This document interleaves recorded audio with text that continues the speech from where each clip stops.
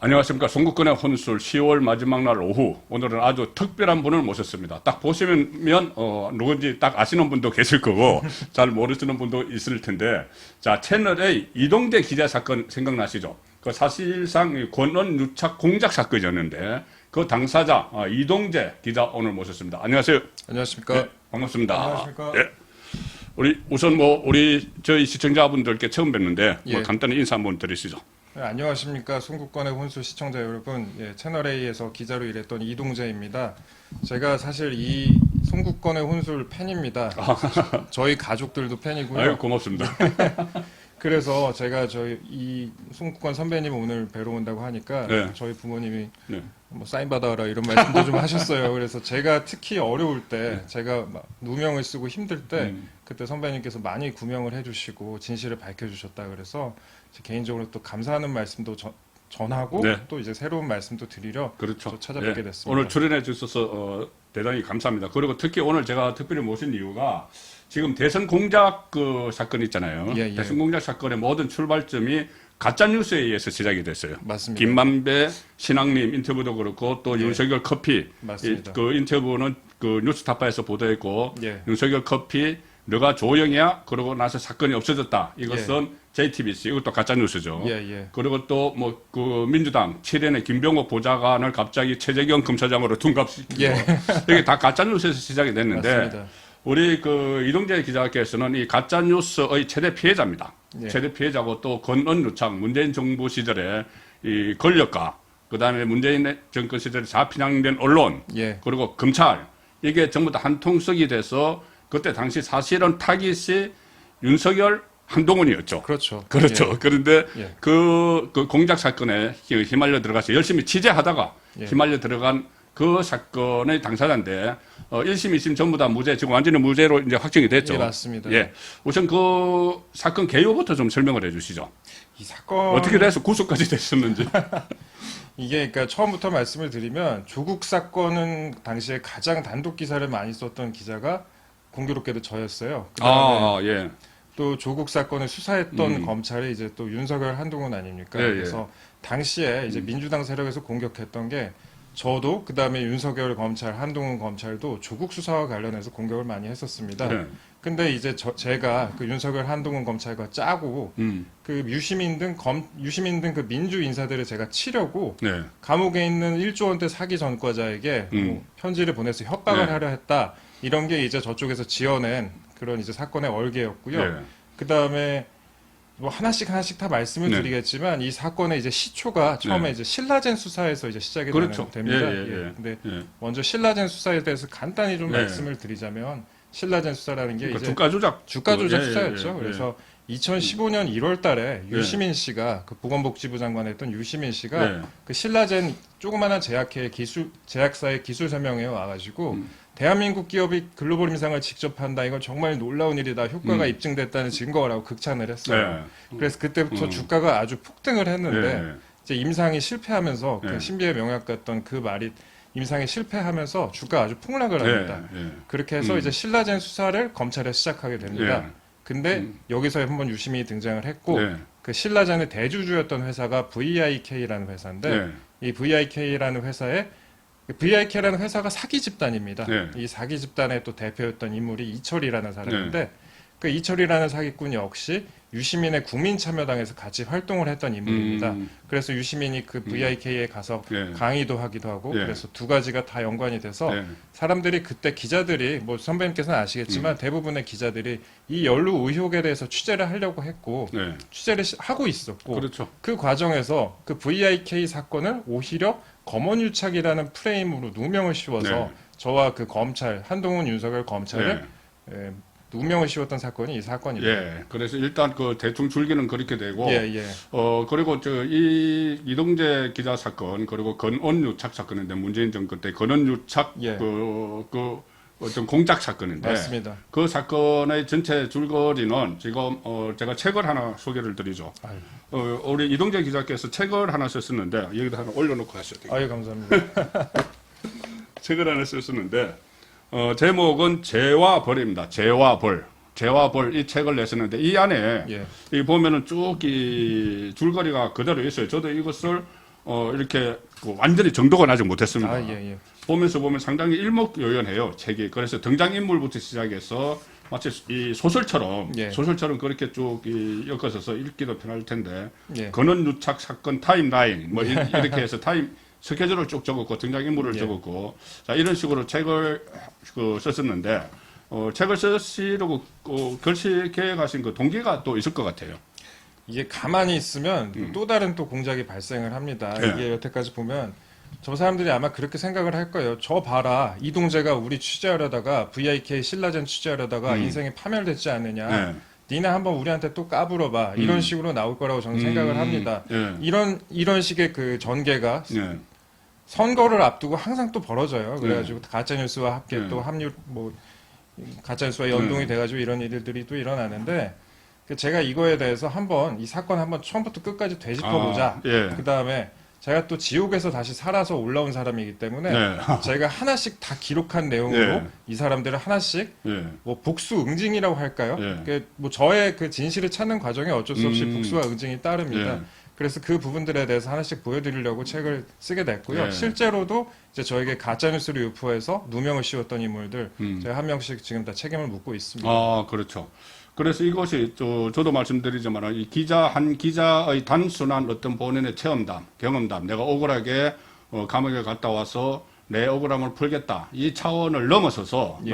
문재인 정권 때 조직적으로 이루어졌던 그 공작입니다. 맞습니다. 그 근원유착에 의한 공작인데 근원유착을 있었다고 공작을 한 사건이죠. 예. 그 공작 검언유착. 검언유착이라고 검언유착 네, 검찰과 검찰과 언론이라고 언론. 이제 그런 식의 공작이 프레임을 있었는데 씌운 공작이죠. 실제로는 네. 권력과 언론 그러니까 그렇죠. 권력과 어용 언론 그다음에 그다음에 사기꾼이 합작한 사기꾼, 권언유착이었습니다. 뭐 지모씨라는 사람. 예, 그렇습니다. 그래서 어떻게 그 유착이 돼서 이 본인에게 비판적인 사람들을 탄압을 했는지 예. 그것을 이거 일목요연하게 정리를 해놓은 것이기 때문에 역사적으로도 저는 이렇게 기록 남긴 것은 상당한 의미가 좀 있다고 봅니다. 예, 예. 그래서 이 내용을 보면은 나는 왜 감옥에 갇히게 되었나 여기서부터 시작해서 무엇이 사실인가 그리고 어떻게 바로잡아야 하나까지 쭉 있습니다. 쭉 있는데 책 속에는 이 부분도 있어요. 조금 전에 말씀드린 VIK 대표 이철은 누구냐?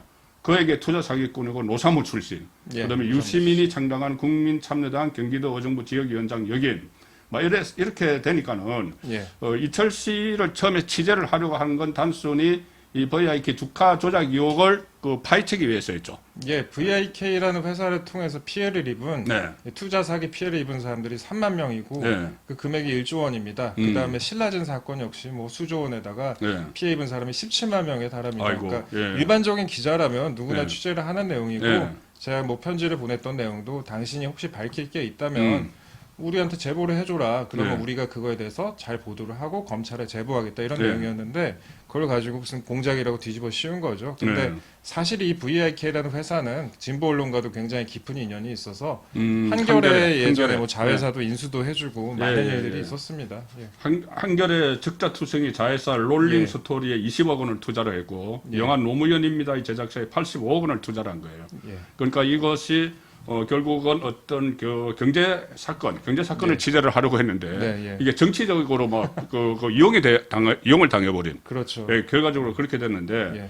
여기 책에 보면 또 선거 때만 출고되는 불량 제품에서 정가 오범의 사기 전과자 지모 씨 일명 제보자 예, 예, 엑소 예. 이 사람은 어떤 역할을 했죠? 이 사람이 이제 전과 오범입니다. 예. 사기 전과 뭐 등등 해갖고 전과 오범인데 예. 그 제가 이철이라는 사람한테 보낸 편지가 갑자기 이 편지가 그 변호인을 통해 갖고 네. 그 지모 씨라는 사람한테 전달이 됩니다. 그 이 지모 씨라는 사람이 자기가 대리인인 척 행세를 하면서 저한테 와가지고 네. 나 이철의 친한 친구다, 아주 오래된 친구다 하면서 저한테 무슨 있지도 않은 장부 같은 걸 자기가 제공을 하겠다, 네. 로비 장부가 있다 네, 이런 네. 식으로 하면서 네. 저를 이제 누명을 씌웠던 사건인데요. 네. 그러니까 우리가 그렇게 있으니까 사건이 뭐 장부 같은 게 있으니 뭐 검찰에 연결해달라 이런 식으로 저한테 요구를 해서 저는 예, 예.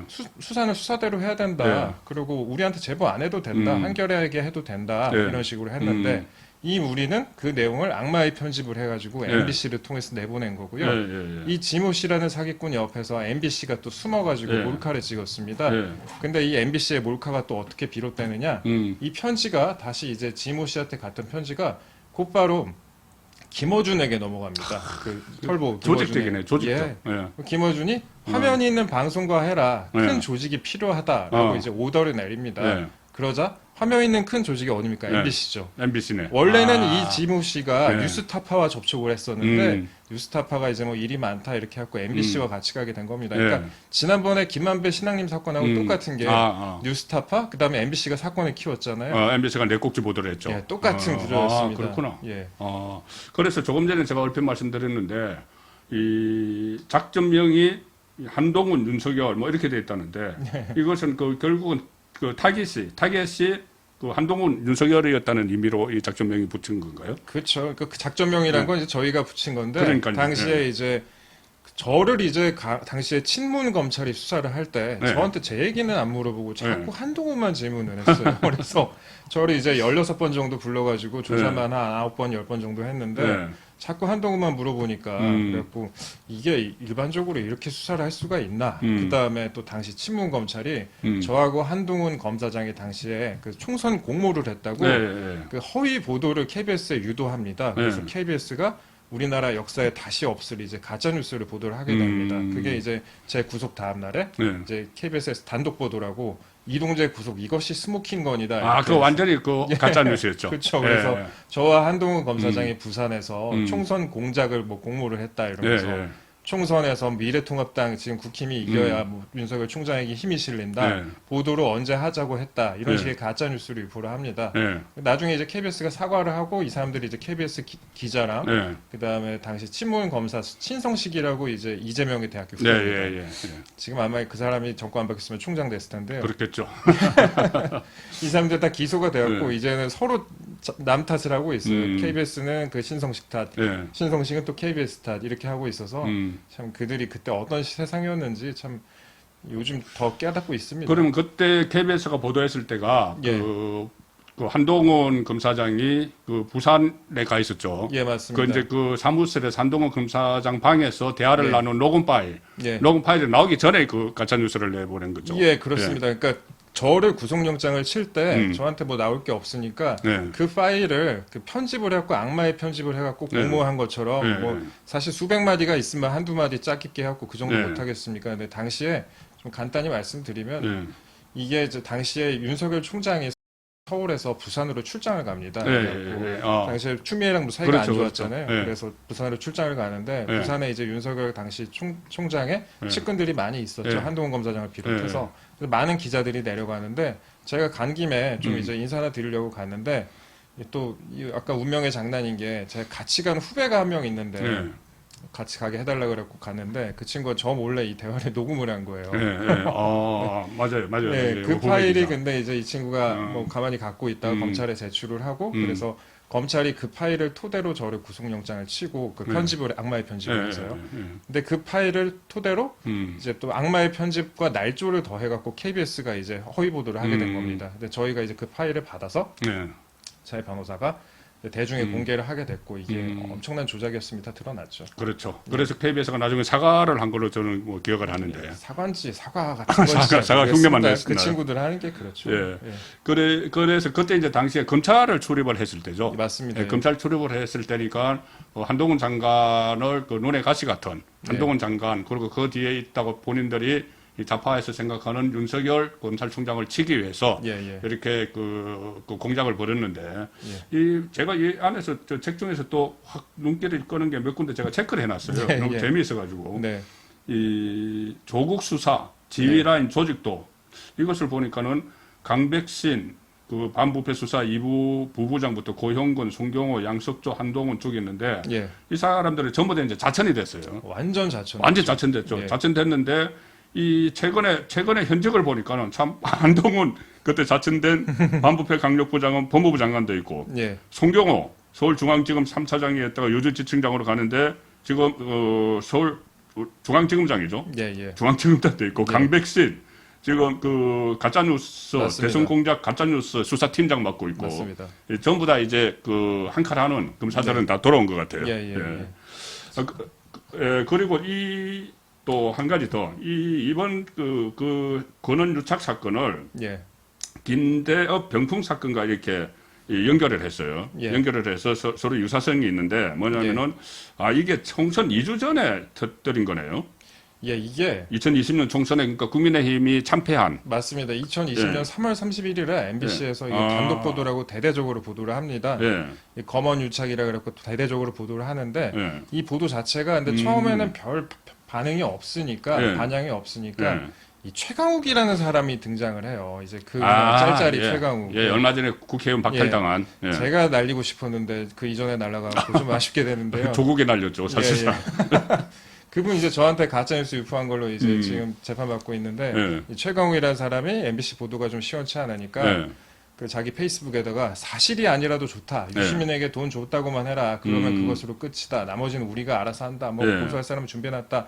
이동재가 그렇게 얘기를 했다고 이제 페이스북에서 가짜뉴스를 유포를 합니다. 요거를 이제 그 유명한 김어준과 유시민이 인터넷상에 수천만 명에게 유포를 합니다.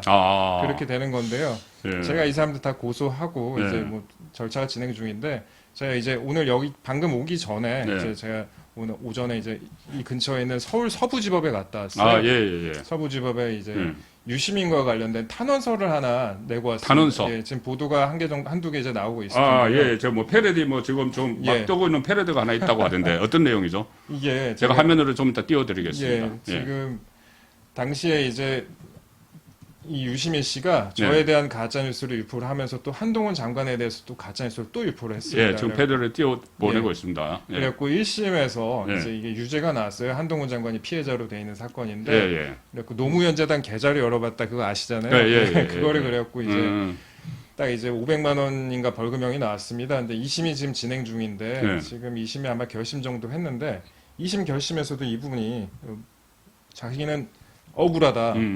자기가 피해자가 될 뻔한 사건이다 이렇게 말씀하시더라고요. 그러면서 저와 그렇죠. 이제 또 한동훈 장관을 또 언급을 하길래 저도 이분을 이제 고소를 한 상태인데 가짜 뉴스로 도저히 이거는 참고 있을 수가 없다라는 생각이 들어가지고 오늘 탄원서를 내고 왔습니다. 근데 탄원서의 내용이 제가 이분 생각하면 예전에 그 항소이유서를 제가 봤던 기억이 나요. 대학생 때인가요? 하여튼 유시민 하면 항소이유서 뭐 유명한 거 있어요. 이 사람이 이제 그 한 30몇 년 전에 이제 그 서울대 프락치 사건이라고 그렇죠. 기억하실 겁니다. 애꿎은 사람이 이제 고문한 사건이 있는데 그때 그걸로 이제 고문하다가 구속이 돼가지고 항소를 하면서 구구절절 써놓은 내용이 있습니다. 문장이 뭐 되게 길고 뭐 복잡한데 제가 그게 생각이 나왔고 그 중에 몇 문장을 좀 차용을 해가지고 좀 썼습니다. 간단히 좀 말씀을 드리면 제가 좀 적어왔어요.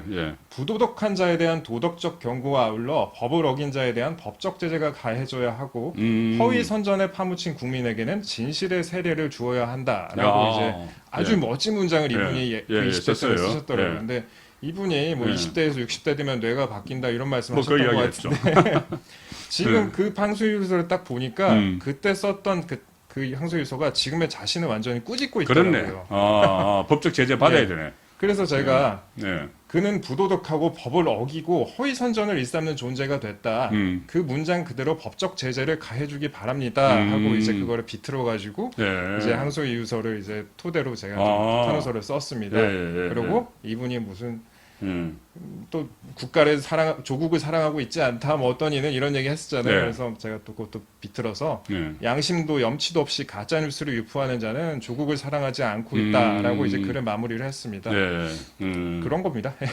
그러니까 이게 굉장히 이제 재치 있게 그때 유시민이 썼던 것을 패러디를 해서 반격을 이제 가한 셈인데 지금 유시민 외에도 또 김어준, 최강욱, 또 KBS, MBC 전부 다 그러니까 조금 전에 유시민이 그때 30년 전에 이야기했듯이 그렇게 잘못하면 법적 제재를 받아야 되는 거죠. 다 받아야죠. 그래서 법적 제재를 이게 그냥 이 가짜 뉴스를 막 남발하고 지금 많은 가짜 뉴스들이 아니면 말고 이렇게 되는데 이것은 분명히 처벌을 받는다는 것을 보여줘야 돼요. 이 소송들은 지금 어떻게 진행이 되고 있습니까? 제가 우리나라에서 세다는 사람들은 제가 다 고소했습니다. 김어준, 최강욱, 유시민 또 이제 황희석이라고 또 이제 좀 따라다녔던 사람 하나 있고 그 다음에 KBS는 이제 뭐 저한테 사과를 하고 뭐 여러 가지 있었어요. 앵커가 나왔고 저한테 사과를 하고 뭐 사과인지 사과가 아닌지 모르겠습니다. MBC는 제가 또 검찰에 또 수사 의뢰를 해가지고 중앙지검에 또 수사를 진행 중이고요. 그래서 저는 이거 하나하나 다 챙기고 있고 근데 이게 시간이 조금 오래 걸립니다. 시간이 걸리나요? 김어준 같은 경우에는 이제 최강욱하고 똑같은 가짜 뉴스를 그 유명한 이제 가짜 뉴스 공장이라고 이제 그 프로그램에서 뭐 한 10번 정도 유포를 했습니다. 그래갖고 전 국민에게 다 유포가 됐는데 이거에 관해서 제가 이제 고소를 했더니 경찰에서 이걸 한 20개월 만에 송치를 했어요. 20개월이면은 군대도 18개월인데 20개월 만에 이제 송치가 됐습니다. 사람 정말 늙어요. 제가 이제 30대 중반에 시작했는데 곧 40이 머지 않았습니다. 그리고 근데 이제 송치가 됐으면 뭐 곧 기소된다 치고 그러면 3심까지 마무리되려면 이거는 제가 봤을 때 한 5년 봅니다. 그리고 지금 뭐 이 사람들 지금 이재명 재판 보면 선배님 아시다시피 재판 굉장히 오래 끌고 있잖아요. 이런 속칭 그 진보 민주 인사들하고 소송을 하는 거는 보통 힘든 일이 아니에요. 그렇죠. 정말 그 인생을 바쳐야 되는 일이에요. 변호사비 같은 건 어떻게 되고 있어요? 변호사비 이제 제가 이렇게 고소하는 경우 같은 경우에는요. 제가 이제 하도 저도 법적 대응을 많이 하니까 제가 얼추 다 씁니다. 본인이 직접? 제가 얼추 다 쓰고 이제 제 친구 변호사들한테 이렇게 썼는데 한번 봐줘. 이렇게 하면 이제 스크리닝 받고 고소를 하고 이런 식으로요.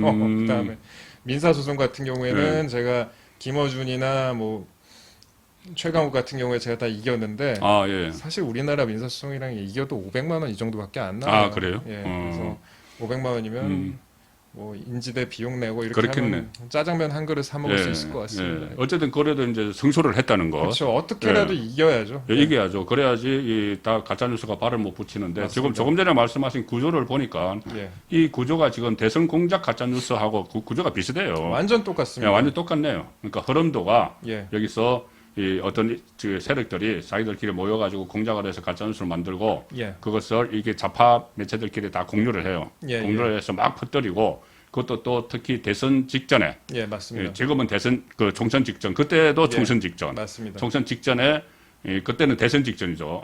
작년에는 그리고 이동재 그 기자 사건 때는 총선 얼마 남겨두지 않고 이렇게 퍼뜨려서 2주 전에. 야 그러면은 2주 전에 작년 대선 2주 전에 나온 게 JTBC 이 대선 그 공작 그 허위 보도였거든요. 김만배 신앙님 커피. 그렇죠. 커피 윤석열 커피 이게 나왔는데 자 흐름 그대로 가고 있으니까 이것은 반드시 진상을 규명을 해서 이 법적 제재를 가해야 된다 이렇게 생각되는데 맞습니다.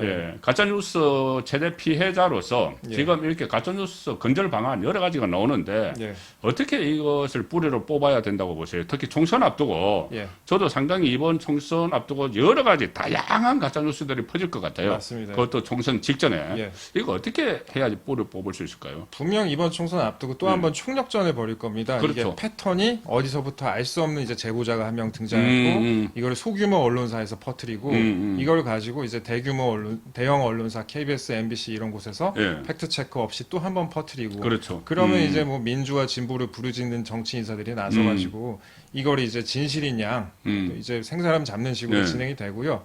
이게 나중에 사실이 아닌 것으로 드러나도 굉장히 간단해요. 아님 말고 이렇게 되면 되니까. 근데 이게 어떻게 이걸 방지해야 되느냐? 일단 첫 번째로는 끊임없는 관심밖에 없습니다. 일단 민주주의는 국민의 관심이 없을 때 망가집니다. 그런데 제가 요즘에 보면서 느끼는 게 출판업계도 그렇고 뭐 제 책은 그래도 어느 정도 이제 뭐 나가고 있지만 그 베스트셀러 순위를 보면 대부분 이제 진보 좌파 진영 좌파 쪽 책이에요.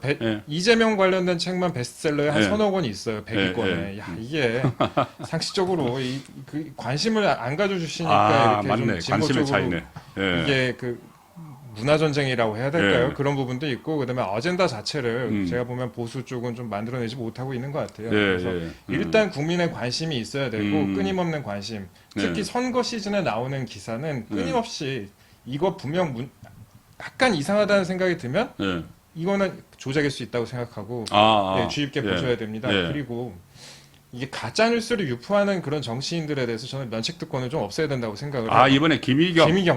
면책 특권이라고 그거 아니 국회에서만 이야기한 게 아니고 최고위원회에서 자들끼리 이야기하고 또 거기 최고위원회뿐이 아니고 그 다른 방송에 나와서도 그거 추가 이야기를 하고 했는데 그것까지 전부 다 면책 특권의 범위에 넣어가지고 이걸 면책 특권이라고 하니까 지금 검찰에서는 아마 재수사 요청을 할 것 같아요. 이거 진짜 재수사 요청해도 또 몇 달 걸리는데요. 이게 이런 식으로 나 국회의원이니까 가짜뉴스 유포 면허가 있다 이렇게 주장하는 것과 똑같은 거잖아요. 그렇죠. 이거에 대해서는 좀 국민적 공감대가 좀 형성이 돼야 될 것 같고 이런 부분에 대해서는 좀 강하게 지적이 있어야 된다고 생각을 합니다. 그리고 또 웃기는 게 이런 가짜 뉴스 같은 거에 대해서 또 강한 책임을 묻는 게 문재인 정부 때 시도했던 게 언론중재법 이런 부분이 있었는데 뭐 배상치면 크게 하겠다.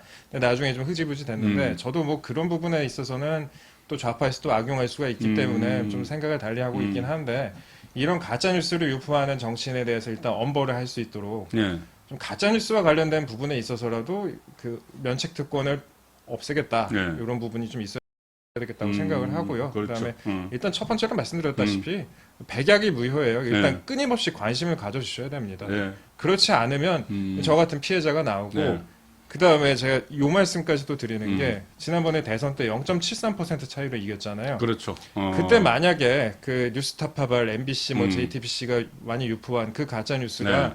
조금만 더 유포됐으면 한두 꼭지만 아찔하죠. 더 썼으면 그럼 예. 대선 지금 결과가 바뀌었습니다. 그렇습니다. 그러니까 이렇게 예. 뭔가 이상한 뉴스가 있을 때는 한 예. 번쯤 이거 좀 뭔가 이상한데라고 생각을 하시고 예. 특히 소규모 언론사에서 시작됐다. 그러면 한번 이런 생각을 한번 해보실 필요가 있습니다. 네. 너무 패턴이 뻔히 보여요. 그러니까 제가 이 책을 말씀드릴 때 네. 단순한 경험 담은 게 아니고 예. 이렇게 어떻게 해서 가짜 뉴스가 만들어지고 예. 유포되는지. 예. 그러니까 여기서 이 대상은 이동재 기자지만은 예. 이것을 또 앞으로 총선 앞두고 누구를 딱 걸어서 이런 예. 식으로 이 그 특유의 이 흐름도가 있어요. 맞습니다. 그 가짜뉴스 예. 퍼지는 흐름도 그 흐름도대로 이렇게 그 퍼져 나올지 모르니까 이 책의 그 중요성을 저는 이제 다시 한번 느끼게 됩니다. 책을 이렇게 보면서. 자, 그런데 교도소에서 얼마나 계셨어요? 제가 202일이 있었습니다. 딱 6개월에다가 그 6개월 구속 기간에 그 예. 전에 이제 저를 기소하기 전에 구속영장을 쳤으니까 예, 예. 20일 합쳐서 202일이 있었습니다. 200일 동안 뭐 하셨어요? 200일 동안 일단 제가 뭐 분을 차기가 될 것 같은데. 일단 분을 사귀어야 되니까 예. 강요 미수라는 걸로 이제 구속된 게 대한민국 제가 최초예요. 그렇다고 하대요. 그러니까 다른 죄하고 같이 예. 이렇게 그 엎혀서 예. 다른 것도 있고 강요 미수도 그 안에 있는 것은 네. 뭐 여러 건 있었는데 네. 강요 미수만 가지고 기소를 한 게 또 처음이라는 거죠. 처음이죠. 그럼 예. 강요 미수라는 것 자체도 뭐 예. 말도 안 되는 아, 예, 거라고 그렇죠. 전부 문제가 나왔는데 어떤 혐의가 이제 예. 강요 미수 이렇게 했죠. 그 안에서 제가 처음에는 굉장히 많이 힘들었어요. 네, 처음에는 굉장히 많이 힘들었는데 그때 이제 재미있는 얘기 살짝 하면서 넘어가면 아, 예. 처음에 너무 힘들었고 제가 막 그 힘들어하니까 그 예. 교도관 중에 이제 저랑 친했던 사람들이 예. 이 기자님 힘내세요. 여기 우리나라에서 제일 돈 많이 있는 분도 저희가 이제 호송하고 했는데 그분은 굉장히 의연하고 당당하셨습니다. 이 기자님도 잘할 수 있어요. 이렇게 얘기를 하시길래 뭐 재벌그룹 회장이겠네요. 예, 지금 뭐 이제 삼성에 예, 이재용 그래서 회장. 제가 아니 그분은 네. 10조 원이 있고 저는 지금 주택담보대출이 남아 있습니다. 이거 네. 어떻게 같아요? 그랬더니 10조 원이 있는 분도 네. 스트레스 많습니다. 아, 그럼요. 예, 네. 큰 기업을 책임져야 된다니까. 그래서 그분은 뭐 사람들한테도 먼저 인사하고 매너 좋았다. 이 기자님도 나갔을 때 사람들한테 좀 전설 하나 남겨야 되지 않겠습니까? 네. 묻혀서 이렇게 얘기를 하길래 네. 제가 그 말에 또 설득당해가지고 네. 이제 그래 그럼 나도 한번 잘 해봐야겠다. 그래서 운동도 많이 하고 예. 맨날 이제 제가 잠을 잘 못 잤는데 그 기록들을 이제 책으로 남기려고 이제 다 썼습니다. 그러셨구나. 그러다가 이제 그래서 이렇게 책에 놓은 거네요. 이 책이 거의 다 거기서 감옥에서 쓴 겁니다. 상당히 두꺼워요. 이 책, 저도 책 예. 한 3권 썼는데, 예, 책이 상당히 두껍습니다. 원래 한 265페이지짜리인데. 한 50쪽 정도 더 있었는데 어. 이제 변호사와 상의 끝에 조금 아, 소송 걸릴 부분은 좀 덜어내고 또 그 절차도 거쳤었네. 예. 예. 그랬던 기억이 있습니다. 그 특히. 교도관께서 예. 지금 슬기로운 감방 생활의 예. 지혜를 가르쳐 주셔가지고, 예. 이렇게 책도 지금 세상에 나올 수 있게 된, 저 그분들 덕분이에요. 그렇네요. 이 자리 빌어서 감사하다고 말씀합니다. 이 짧게. 자리를 빌어서 제 이 방송 제가 알기로도 서울구치소에 좀 보고 계시는데 그때 저에게 힘을 주셨던 많은 교도관께 감사 말씀드리고 그분들 덕분에 제가 또 존경하는 송국건 선배님 아이고, 옆에서 별 이렇게 말씀. 또 앉아 있을 수 있는 기회가 예. 있습니다. 그래서 네. 그러고 교도관 여러분들이 되게 고생을 많이 하세요. 예, 그래서 예. 그런 부분에 있어서도 요즘에 이제 법무부 장관 한 장관님이 이제 처우 개선도 많이 한다고 하는데 그렇죠. 여러모로 일단 감사하다는 말씀도 예. 드립니다. 하나만 여쭤볼게요. 이렇게 교도소 오래 있다가, 예. 그러니까 구치소 가죠. 예, 맞습니다. 미결이니까. 구치소에 오래 있다가, 무죄로 나오면은 국가에서 보상 안 해주나요? 보상금 이제 나온다고 합니다. 제가 네. 신청을 했는데 음. 일당 한 20만 원 정도 해가지고 뭐 하루 20만 원. 4천 얼마 나온다고 하는데요. 아이고 그거 가지고 뭐 보상이 되겠습니까? 20만 원 제가 일당 200만 원 정도면은 납득할 수 있겠는데 20만 원으로는 참 그러니까 이게 인생을 한 복구하기가, 공작에 예. 의해서 예. 정권이 네. 개입된 문재인 정권에 개입된 그 공작에 의해서 이 젊은 기자 정말 장래가 촉망되고 보니까 특종 기사도 엄청 많이 썼더라고요. 조금 전에 조국 관련 예. 기사 제일 많이 썼다고 했는데 그리고 보통 법조 기자들은 에이스급들이 가죠. 에이스 검찰 출입원. 그래서 그 한창 이렇게 기자 생활을 왕성하게 할 때 여기에 덫에 걸려가지고 그 교도소에서 200몇치를 썩었기 때문에 구치소에서 상당히 좀 저도 마음이 아픕니다. 어쨌든 이 책으로 좀 격려를 받으셔야 될 것 같고 최근에 뭐 어떻게 지냈어요? 근황을 궁금해하시는 분도 많은데 복직은 안 되죠? 복직은 이제 채널A랑 좀 소송을 하고 있습니다. 아. 채널A 그러니까 좀 원만하게 합의가 됐으면 좋겠는데 음. 당시에 이제 채널A가 저를 이제 내칠 때 네. 그 방통위원장 있었던 그 한상혁이라는 사람이 예, 한상혁. 채널A에 엄청난 압력을 가했어요. 그렇겠네. 원래 재승인 날짜를 벗어나가지고 예, 원래 예. 이제 MBC 보도 이전에 재승인이 됐어야 되는데 음. 그걸 TV조선 점수 조작이 있었잖아요. 예, 예, 예. 그거랑 엮어서 예. 채널A를 그렇지. 딜레이 시켜놓은 사이에 아. MBC가 보도를 했고 예. MBC가 검언유착이라 보도를 했고 그 건을 저와 엮어갖고 채널A에 뭐 재승인을 준다 안 준다 하고 엄청난 압박을 가했습니다. 그 네. 과정에서 이제 좀 이제 이렇게 된 건데요. 당시에 물론 이제 저로서 조금 아쉬운 부분은 이제 저한테 반박보도 해주겠다, 조금만 기다려라 이렇게 했었는데 반박보도 없이 이제 제가 이제 떨궈져 나온 부분이 좀 아쉬운 부분입니다만 당시 뭐 회사로서도 그럴 수 있는 부분이 있었다고 생각을 하고 싶어요. 그렇게 하고 싶고 물론 이제 그 소송 과정에서 네. 그 회사 측 변호사가 저한테 음. 좀 인신공격 비슷하게 말씀도 하시고 그다음에 MBC 논리로 공격도 하고 예. MBC 기사까지 갖고 와서 밑에 붙어 있는 악플로 저를 한 10분 정도 이제 좀 공격을 하시더라고요. 근데 그런 부분 좀 민망하기도 했는데 뭐 당신들도 그런 이제 사정이 있었고 그런 게 아닐까 싶고 개인적으로는 정말 제가 힘들 때 그 도와준 동료들이 채널A가 이제 31년 만에 언론사 압수수색을 당할 때 아 그렇죠. 최근같이 이렇게 가짜뉴스를 보도해서 압수수색 당한 것도 아닙니다. 그렇죠. 이유 없이 압수수색을 당한 건데 뭐 대전이나 부산에 있는 동료들이 뭐 광주에 있는 동료들이 다 KTX를 타고 올라와가지고 예. 저를 이제 보호해주기 네. 위해서 검찰과 맞섰고 이런 일들이 있었어요. 그때 문재인 정권에서 1박 2일 압수수색 한 걸로 기억하는데. 2박 3일입니다. 2박 3일 했죠. 문재인 정권 한 2박 3일 정도는 해요. 정말 그 조직적으로 그런 그렇게. 어묵한 세월이었습니다. 그런 그러네. 어묵한 세월에 있어서 제가 좀 그런 부분들을 다 좀 책으로 정리를 해봤어요. 아, 그래서 예. 다시는 예. 이런 좀 이거 어떤 괴상한 사건 이런 예. 악랄한 사건이 좀 있지 않았으면 하는 바람에서 예. 책을 누군가는 저 같은 일을 또 겪을 수가 그렇죠. 있으니까요. 그래서 책을 내게 됐습니다. 그럼 죄와 벌은 죄지은 사람들은 벌 받아야 된다는 의미에서 예, 그렇습니다. 예. 이게 뭐 도스토옙스키하고는 좀 다르고요. 이제 진짜 죄를 지은 사람들이 뒤늦게나마 이제 벌을 받고 있다. 벌을 받게 할 것이다. 아 반드시 예. 반드시 벌을 받게 할 것이다. 예, 그런 의미에서 이제 이름을 지었습니다. 예, 반드시 이제 벌을 받게 해야 되고 예. 그리고 별개로 앞으로 뭐 하시고 싶은 일이 있으면은 일단 제가 예.